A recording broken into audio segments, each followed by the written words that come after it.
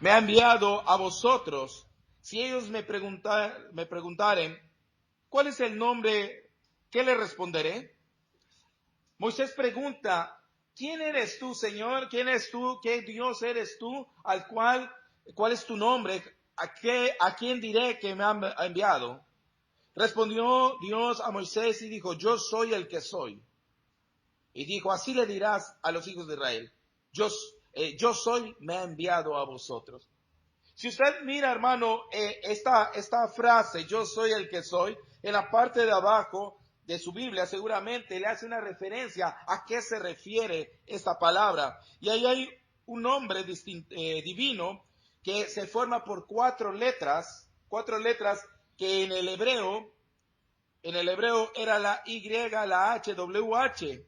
Y que esta palabra que fue tan santa para el judío que hasta lo dejaron de pronunciar, ese verbo se hace verbo hacia el verbo ayah, que quiere decir ser. Que los estudiosos, cómo dicen que quiere decir esta palabra? Quiere decir que yo soy el que soy, si en realidad significa yo soy el que he sido, el que soy en mí mismo, el que no tiene principio, el que no tiene final, simplemente el que es, el que ha sido y el que seguirá siendo y el que es. Cuando Moisés entiende quién es el que le había mandado, es alguien que no tiene principio, no tiene final. Pero ¿quién es Dios? Dios es el creador del universo, Dios es el que hizo todas las cosas. Cuando vamos a Génesis capítulo 1, dice que en el principio creó Dios los cielos y la tierra. Y la palabra que se utiliza ya para Dios es Elohim. Elohim, que significa, que es una palabra en plural, que es una palabra que significa Dios, pero que hace referencia a una unidad compuesta. Por eso cuando vemos más adelante, allá en el 1.26 dice, entonces dijo Dios, hagamos al hombre a nuestra imagen y semejanza, y señoree en los peces del mar y de las aves. Vemos allá que hay una unidad compuesta. Hay una unidad compuesta. Entonces Dios es el Dios creador. El Dios que hoy servimos, hermanos, es el mismo Dios. El Dios que creó todas las cosas. Es el Dios que es eterno, que no tiene principio ni final. Es el Dios que sustenta todas las cosas. Y vamos allá a Hebreos capítulo 1, verso 1 al 3. Vamos a ver qué tipo de Dios, quién es el Dios que nosotros estamos sirviendo, el Dios que venimos hoy a adorar, hermanos. Dice Dios habiendo hablado de muchas veces, de muchas maneras en otro tiempo, a los padres por los profetas, en estos postreros días nos ha hablado por el Hijo, a quien constituyó heredero de todo y por quien asimismo hizo el universo, el cual siendo el resplandor de su gloria y la imagen misma de su substancia, y quien sustenta todas las cosas con el poder, con la palabra de su poder, habiendo efectuado la purificación de nuestros pecados por medio de sí mismo, sentándose a la diestra de la majestuosidad en las alturas. Hermanos, el Dios que nosotros venimos hoy a servir no es un Dios cualquiera, no es un Dios que lo podemos encontrar en cualquier lugar. Es un Dios eterno, es un Dios que sobrepasa nuestro entendimiento, es un Dios todopoderoso, es un Dios que habita en luz inaccesible, es un Dios que sustenta todas las cosas, es un Dios, hermano, que te conoce a ti perfectamente, es un Dios que fue revelado y que se conoce como el Dios de Abraham, como el Dios de Isaac, el Dios de Jacob, que por la eternidad, por los siglos, preparó en su mente el que hoy tú y yo estemos aquí. Él supo todo esto. Él es el Dios que por su grande amor escogió un pueblo y lo sacó de un lugar de estar en esclavitud, allá en Egipto, sufriendo. Ese Dios, hermanos, con poder, mostró su poder ante el faraón, y los sacó, dice, con poder de su mano. Deuteronomio, versículo 26, vea cómo habla de este Dios que servimos, hermanos, que debemos alabar y glorificar por lo que Él es. Vea que dice 26, 7 al 9. Dice, y clamamos a Jehová, el Dios de nuestros padres, y Jehová oyó nuestra voz, y vio nuestra aflicción, y trabajó, y nuestro trabajo y nuestra opresión. Y Jehová nos sacó de Egipto con mano fuerte, con brazo extendido, con gran espanto y con señales y con milagros. Dios poderoso, el Dios de antiguo, hermano, es el mismo Dios que hoy te ha hablado. Es el mismo Dios que hoy servimos. Es el mismo Dios que amó a su pueblo. Es el mismo Dios que hoy te ha amado. Hermanos, pareciera que cuando nosotros comenzamos a ver qué tipo de Dios estamos sirviendo, como que perdemos de vista la magnificencia del Dios, de la importancia de Dios, de la grandeza de Dios. Lo perdemos de vista. Y cuando decimos palabra, es el Señor, pareciera que fuera como el Señor Martín, como el Señor Juan, o sea, como que fuera alguien más. Pero en realidad el Señor es el Dios Todopoderoso. En la palabra de Dios nos muestra grandes hazañas del Señor. Nos muestra cuántas cosas ha hecho el Señor por cada uno de nosotros. Cómo ha sacado, cómo ha hecho. Y cuando vemos la forma en que Él se ha manifestado, Dios es grandioso, Dios es excelso, Dios es magnífico, Dios es perfecto, Dios es eterno, Dios es misericordioso. Dios, no hay nada, hermano, que lo pueda describir. Es indescribible quién es Dios. Solamente lo podemos conocer porque Él quiso revelarse, quiso llamarte, quiso buscarte, quiso que tú esta noche escucharas. Allá en Éxodo 20, 1 en adelante dice, y habló Dios todas esas cosas, todas estas palabras diciendo, yo soy Jehová, tu Dios, que te saqué de la tierra de Egipto, de la casa de servidumbre. No tendrás dioses ajenos delante de mí, ni te harás imagen ni ninguna semejanza de lo que está arriba en los cielos, ni en la tierra, ni en las aguas, ni debajo de la tierra. No te inclinarás a ellas, ni honrarás, porque yo soy Jehová, tu Dios, fuerte, celoso, que visito la maldad de los padres sobre los hijos, hasta la tercera y cuarta generación de los que me aborrecen. Yo soy Dios, soy tu Dios, fuerte y celoso. Y pareciera, hermanos, que este Dios fuerte y celoso, este Dios que dio mandamientos, que nos demostró cuánto castigó a su pueblo, que fue desobediente, que fue duro de servicio.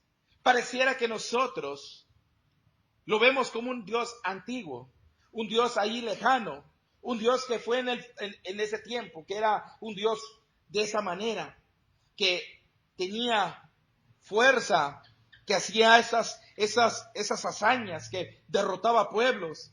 Pareciera que es ese Dios, que como que ya Dios no es celoso. Hermanos, es el mismo Dios que adoramos.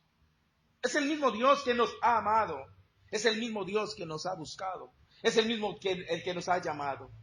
Dios, conocer a Dios, entender quién es Dios, nos debería dar temor y temblor, para entender la magnificencia del Ser Supremo, de la autoridad tan grande que tiene, del poder tan fuerte que tiene.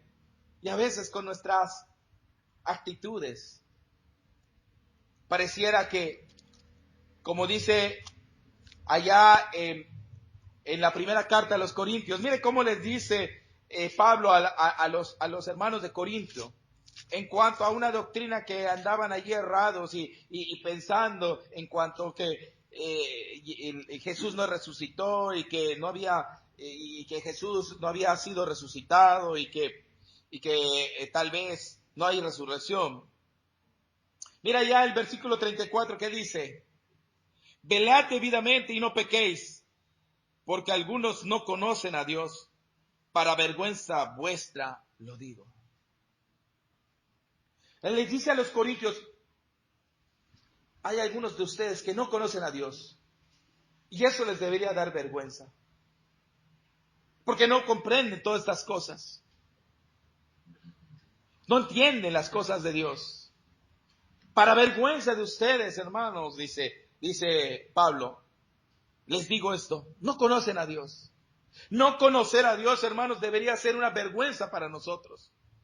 Deberíamos salir avergonzados, porque Dios ha hecho todo lo necesario para que le conozcamos. Tanto así, que como segundo punto dice que Dios no solamente se manifestó en el cielo, sino que Dios con nosotros, Emmanuel. Allá en Isaías capítulo 7, versículo 14, el profeta dijo que iba a nacer un niño de una virgen, y que su nombre iba a ser Emmanuel, Dios con nosotros. Así que Dios no solamente se quedó allá arriba, sino que Él dijo que iba a venir y lo cumplió. Cuando viene Jesús a nacer a Belén, en una situación precaria, Él vino a cumplir la voluntad. Y cuando Juan nos describe el hecho de que el verbo estaba en el principio, y el verbo era con Dios, y el verbo era Dios, y que este verbo, hermanos, este verbo se hizo carne, y habitó, dice la palabra de Dios, y habitó entre nosotros, y pudimos ver su gloria, gloria como del unigénito Hijo de Dios. Ese Dios, hermanos, ese Dios todopoderoso, ese Dios de la zarza, ese Dios que habló a Moisés, ese Dios que dividió el mar muerto, ese Dios que sacó con poder de Egipto a los israelitas, ese mismo Dios, hermanos, ese mismo Dios dice que vino a habitar entre nosotros. Y por medio de Él, hermanos, por medio de Jesús, es que se sustentan todas las cosas. Lo hemos visto. Dice que Él heredó un hombre que es sobre todo nombre. Un hombre perfecto, un hombre excelente, un hombre en el cual todas las cosas son perfectas. Dios hizo todo lo perfecto para que nosotros pudiéramos alcanzar las mejores cosas. Él ha hecho todo por nosotros. Dios es un Dios perfecto, un Dios excelente, un Dios de excelencia. No es un Dios que hace las cosas sin calidad. No es un Dios que hace las cosas a medias tintas. No es un Dios que solamente dijo, bueno, vamos a ver cómo sale esto. Fue un Dios que planeó. Y para que usted y yo hoy estemos aquí, hermanos, tuvo que haber un plan perfecto. Perfecto, hermanos. Entonces, ¿cómo no entender a este Dios? Vean que dice allá en Segunda de Pedro, hermanos.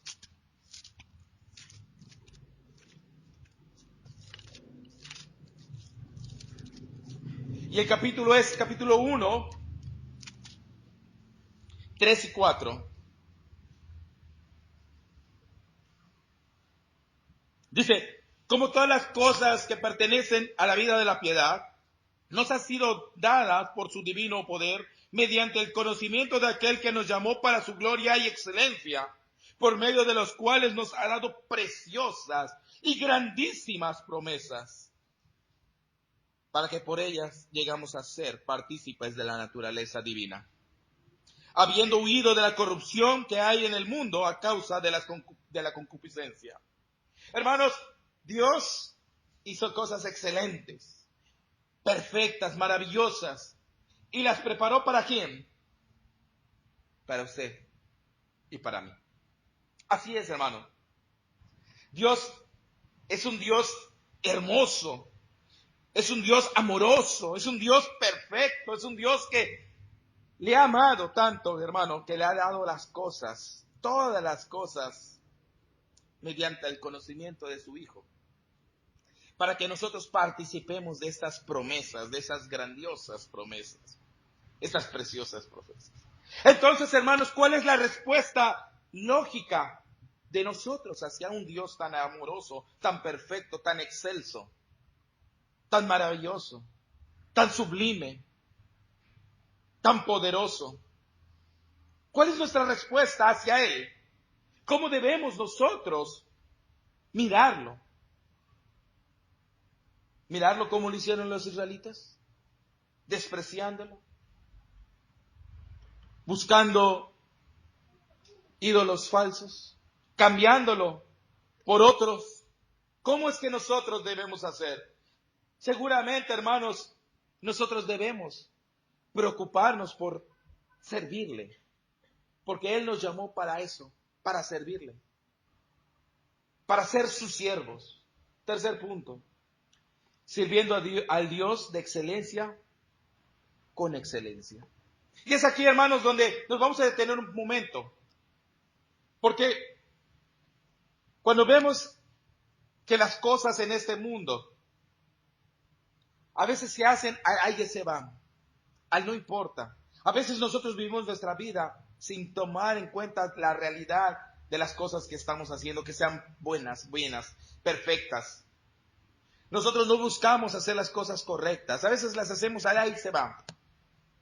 Pero para servir a Dios, hermanos, nos ha mostrado Dios que a Él le gustan las cosas perfectas, excelentes. Al judío, hermano,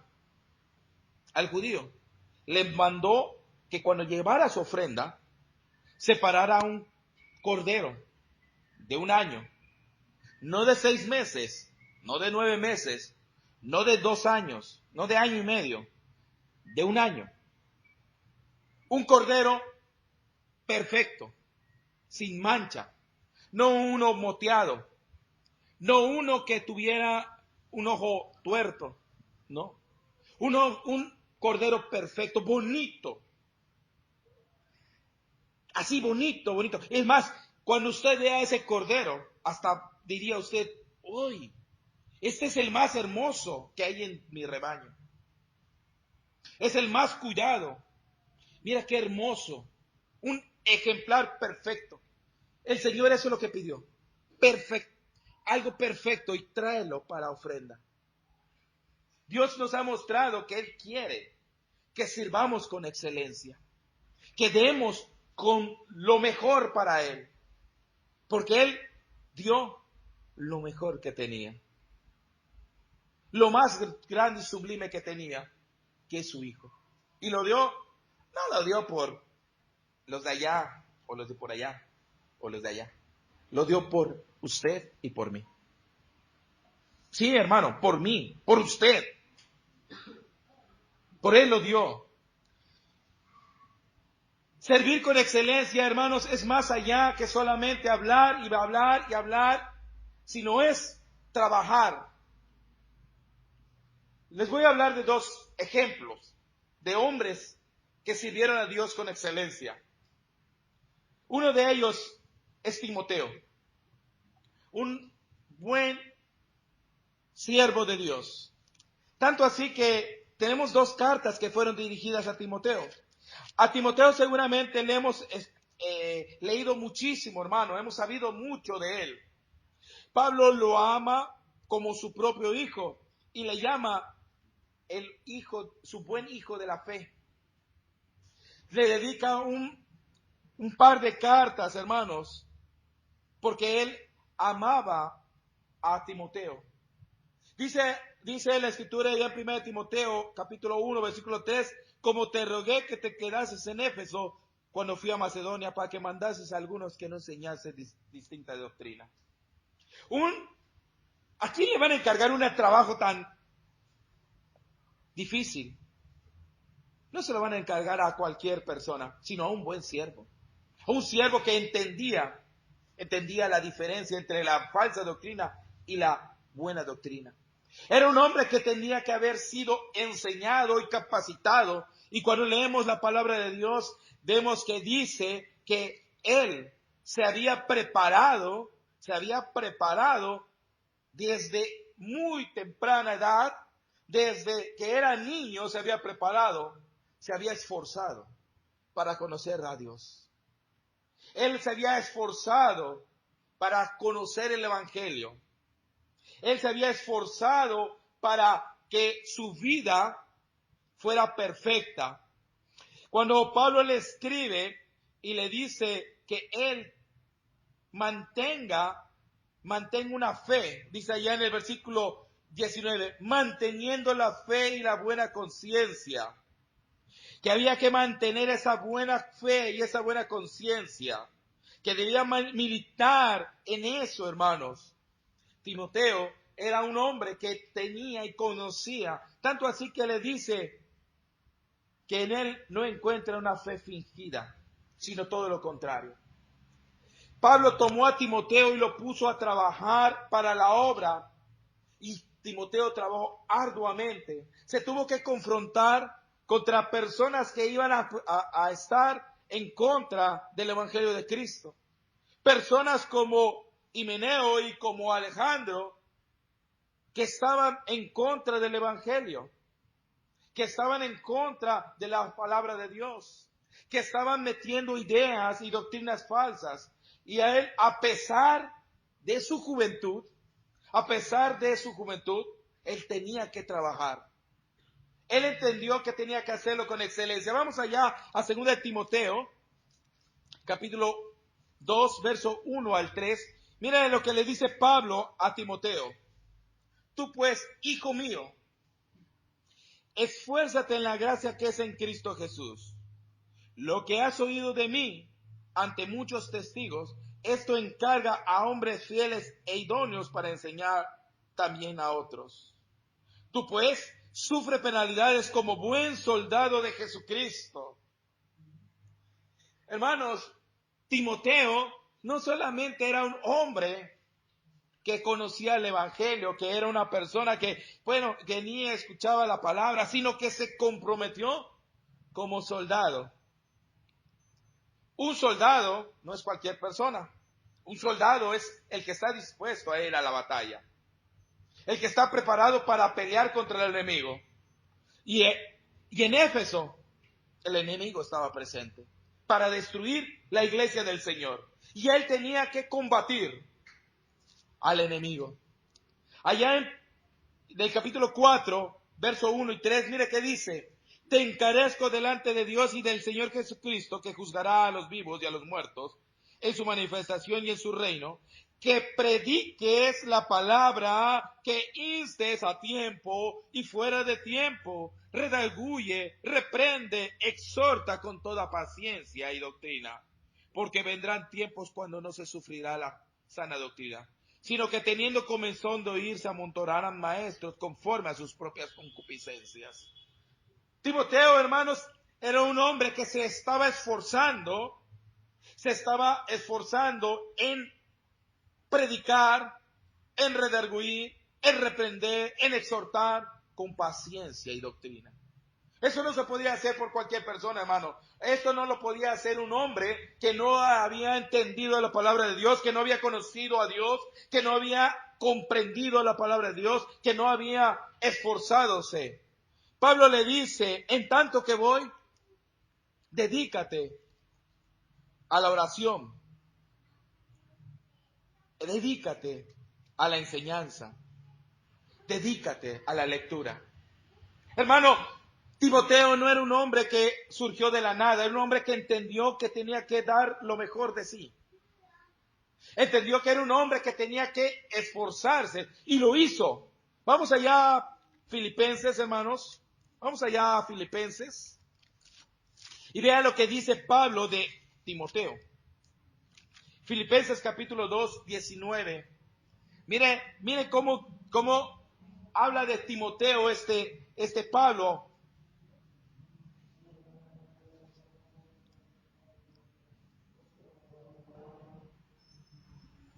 Espero en el Señor Jesús enviaros pronto ¿a quién?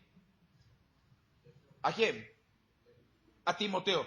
Miren, espero en el Señor Jesús enviaros pronto a Timoteo. Dice, para que yo también esté de buen ánimo al saber de vuestro estado. Y aquí el siguiente versículo. Pues a ninguno tengo del mismo ánimo. Entre todos los hermanos, no había otro con el mismo ánimo que Timoteo. Dice, y que tan sinceramente se interese por vosotros. Timoteo era un hombre que había entendido la voluntad de Dios, había entendido la excelencia del trabajo que tenía que hacer para Dios.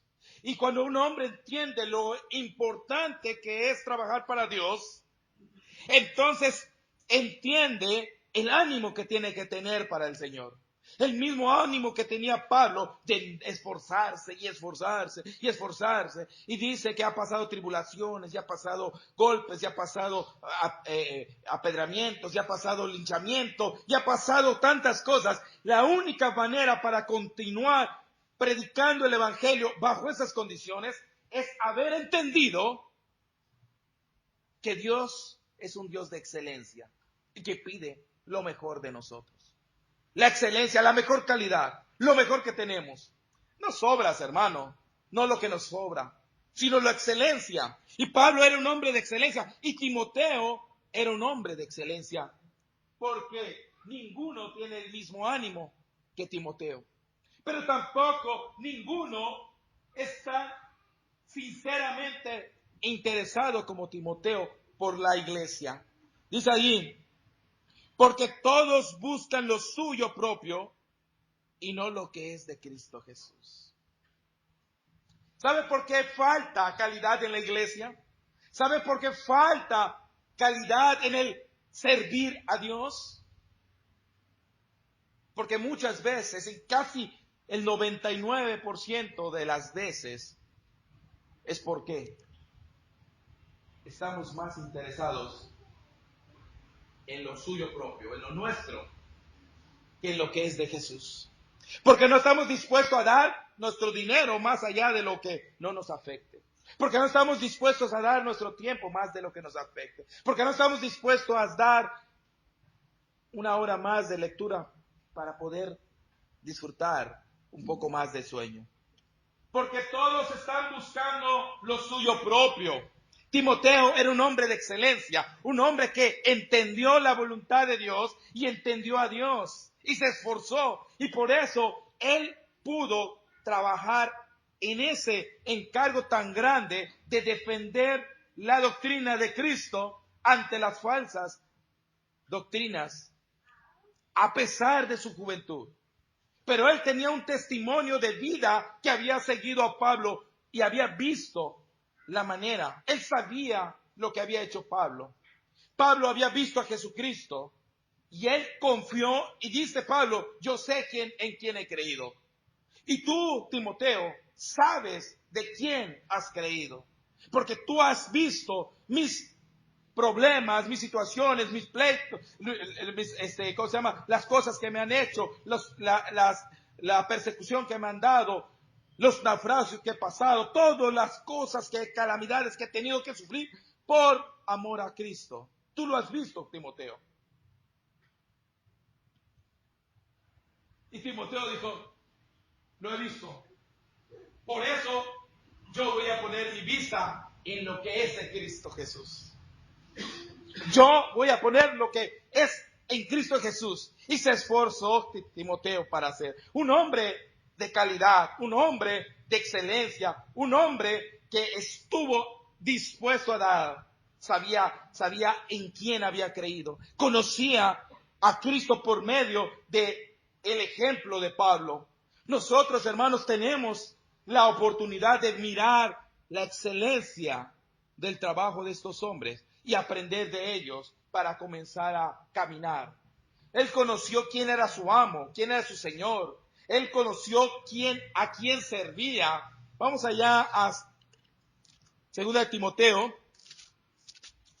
y el capítulo 2 y el verso 13.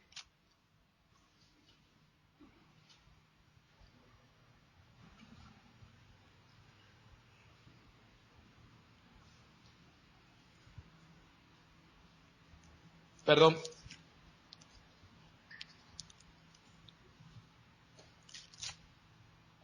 Este texto. Recuerda esto, exhortándoles delante del Señor a que no contiendan. No, es el 15. Procura con diligencia presentarte a Dios aprobado como obrero que no tiene de qué avergonzarse, que usa bien la palabra de verdad.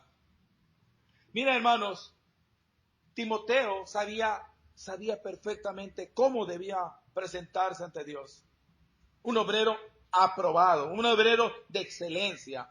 ¿Quiénes se llevan los mejores premios en la empresa? Cuando se trabaja, cuando le ponen el cuadro de honor. Aquel que falta, aquel que llega tarde, aquel que no cumple su trabajo, aquel que trae problemas. ¿A quién le ponen en el cuadro de honor? No es al hombre que es excelente en el trabajo, que trae calidad, que lo hace perfecto todas las cosas, que está dispuesto. Esto es lo que le dice Pablo: preséntate con calidad, preséntate con excelencia, preséntate aprobado delante de Dios, para que no tengas nada de qué avergonzarte. El avergonzarnos es porque si viniera hoy el Señor y dijera: hermano Miguel,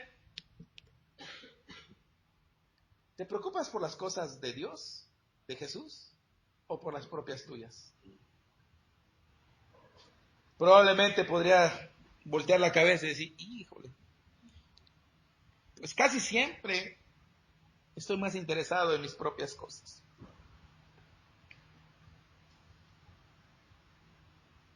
Podríamos avergonzarnos, hermanos. Por eso hay que esforzarnos cada día para dar más, lo mejor. Hay que comportarnos. Mire, si conocemos a Dios y sabemos que Él es un hombre de excelencia, un Dios de excelencia, entonces podemos nosotros responder como buenos siervos. No debemos ser como aquel siervo. Vamos allá a Mateo 25, 24. Mire este siervo que dice conocer a su amo. Dice allá en Mateo 25, 25, perdón. 25, 24. Pero llegando también el que había recibido un talento, dijo: Señor, te conocía que eres hombre duro, que ciegas donde no sembraste y recoges donde no esparciste. Este hombre dice: yo sabía quién eras. Yo sabía, Señor, yo sabía tú eres mi dueño, yo sé quién eres, Señor. Sé que tú exiges mucho, y la verdad, pues tuve miedo y mejor, ¿para qué me comprometí más? Bueno, hice lo que pude. Muchas veces, hermanos, así nos comportamos. Sabemos que Dios nos exigirá mucho. Si nos comprometemos más, nos vamos a exigir más. Y todo aquel que ha encontrado en el ministerio de la palabra de Dios, se ha involucrado. Cuando se involucró, tal vez comenzó solamente a hacer una oración. Tal vez se involucró solamente a traer un canto. Pero se da cuenta que el Señor le comienza a involucrar a más. Ahora ella tiene que hacer otra cosa. Ahora ella tiene que ser más responsable. Ahora tiene que llegar más temprano. Ahora tiene que no faltar al servicio. Ahora tiene que hacer visitas. Ahora tiene que prestar el carro. Ahora tiene que poner más. Miren, el Señor le va a exigir más. ¿Sabe qué hace mucho? Yo sé que el Señor me exige mucho, me va a exigir mucho. Entonces mejor guardo mi talento y no me ven. Por eso es que muchas veces nos comportamos como este hombre de un talento. Porque no queremos trabajar nuestros talentos. Y el Señor le dijo: pues, estás muy mal. Timoteo no hizo esto. Timoteo desarrolló sus talentos. Cada día comenzó a trabajar más y más. Y es por eso que inclusive se quedó. De ser ayudante de Pablo, terminó siendo uno de los encargados para pelear contra las falsas doctrinas. Imagínense, ese trabajo que Pablo le dio, esa confianza que Pablo le dio para dejarlo en Éfeso. Si hubiera sido un hombre como cualquiera de nosotros que dijera, pues sí lo hago, pero tal vez mañana, hoy no. Creo que no lo hubiera hecho. Segundo ejemplo, hermanos, de hombre que entendió lo que es el servicio con excelencia. Un hombre que está ahí mismo, vamos allá a Filipenses nuevamente.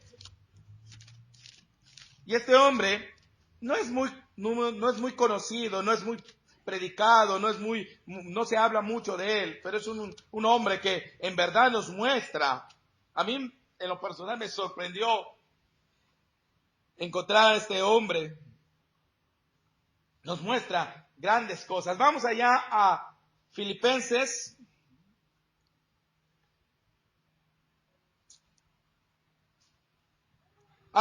Nos faltó el último versículo de ahí mismo, pero nada más para referencia. Mira que dice, pero ya conocéis los méritos de él, hablando de Timoteo.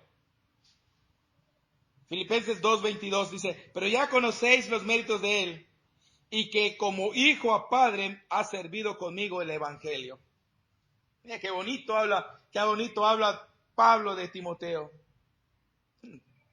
Un hombre entregado. Así que, dice el 23, así que a este espero enviarlos luego que yo vea cómo van mis asuntos. 24, y confío en el Señor que yo también iré pronto a vosotros.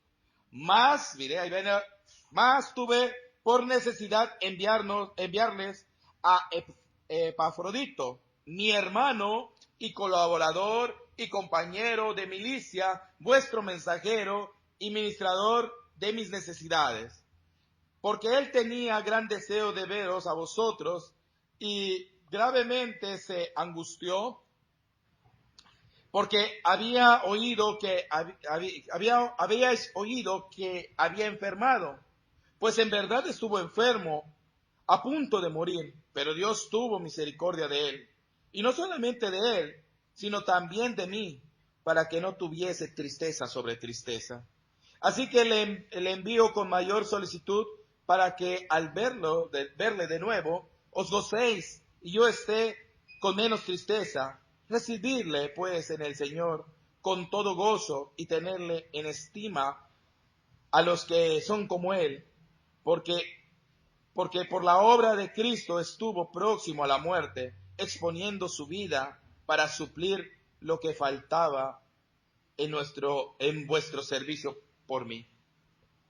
Hermanos, Epafrodito,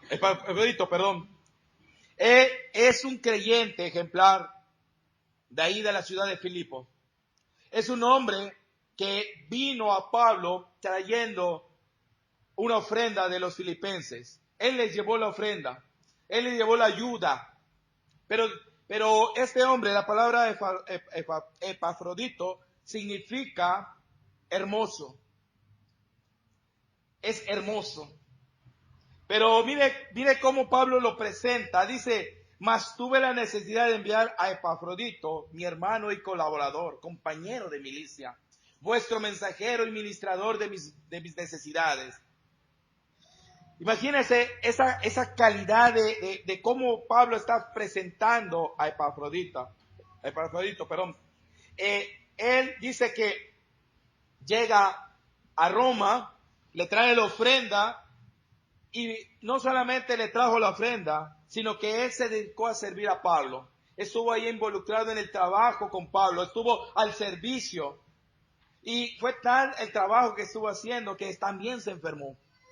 Estuvo enfermo y tan grave estuvo que los hermanos de Filipo se enteraron que estaba enfermo y se preocuparon por él. Claro que Dios tuvo gracia para con él y lo ayudó y lo salvó. Y dice Pablo que estuvo misericordia y que para Pablo fue que Dios tuvo también misericordia de Pablo porque no le dio más tristeza sobre tristeza. Cuando vemos esta carta, dice que Pablo tiene la necesidad de enviarles a Epafrodito. Y cuando habla, dice, mire cuáles son los calificativos que le da. Dice, mas tuve necesario enviarles a Epafrodito, mi hermano. Fíjese cómo Pablo le identifica a Epafrodito. No lo identifica como un hermano o como el hermano, sino que le dice mi hermano.